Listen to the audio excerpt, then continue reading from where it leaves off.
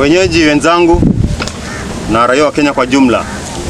Mimi natoa mazungumzo yangu leo mara ya kwanza kwenye vyombo na kurekodiwa. Wenyeji wa Bububu wamenyanyaswa sana. Nikiwako miongoni, mimi miaka 10 hapa Bububu nimepitia shida nyingi sana. Kushikwa na kurudi. Nimeenda jela zaidi ya mara 9 hapa Bububu. Na hayo si maisha ya mwananchi ambapo wanafaa kuishi kwa mujibu wa katiba ya nchi. Article 10 ya nchi, affirmative action. Haiendi hapo kwa utamnyanyasa mtu mmoja kwa sababu anazungumza ukweli juu ya jambo ambalo liko mashinani. Huo ni uongo. Ndugu zangu, nawaomba na nawaambia ukweli. Bububu settlement scheme sio settlement scheme ambayo ni halali. Haikupimwa kwa msingi ya kisheria. Sheria tunazijua hata kama hatukusoma.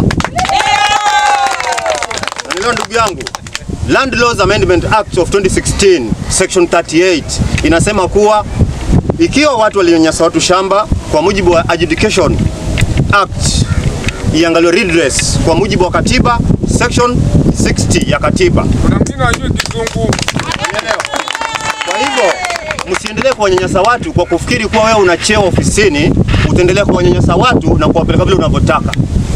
Na ikiwa kuna mtu anahisi, sababu nimesikia vitisho vingi sana, mtaniweka kesi nimefanya nyingi za kutosha pale Mombasa Law Court na siogopi kesi yote, mnaweza kuongeza nyingine hapo.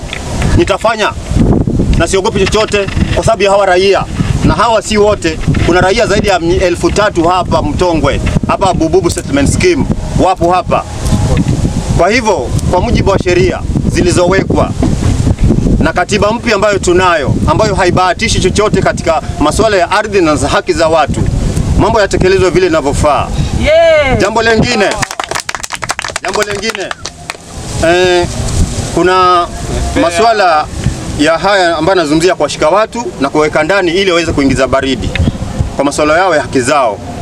Hilo si suluhisho, kwa sababu ukimpeleka mtu na criminal case bado kuna civil case iko hapa. Civil case tuna ushahidi wote kutoka mwanzo mpaka mwisho. Hapa leo nimebeba kidogo tu. Kama mnahitaji niwape ushahidi kidogo juu ya Bububu settlement scheme. Na hakuna swala la kuomba wala kubahatisha. Haki za mwananchi ziko kwenye katiba na hakuna kiongozi ambaye ataziondoa hizo haki.